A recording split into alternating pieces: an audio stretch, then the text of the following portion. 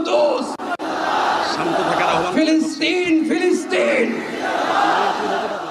Free free Palestine ধ্বনিতে নিপীড়িত ফিলিস্তিনের পক্ষে স্লোগান দেন আন্তর্জাতিক ইসলামিক স্কলার মিজানুর রহমান আজহারি। এ সময় ফিলিস্তিনের পক্ষে বিশ্ব মানবতাকে এগিয়ে আসার আবারও আহ্বান জানান বক্তারা, দেন ইসরায়েলি পণ্য বর্জনের ডাক।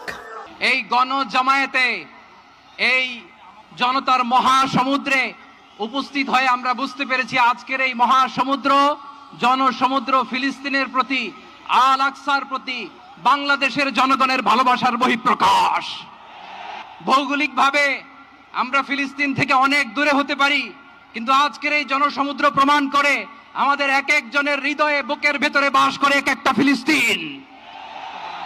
আমাদের হৃদয়ে বাস করছে এক একটা গাজা, আমাদের হৃদয়ে বাস করে এক একটা আল কুদস। বাংলাদেশের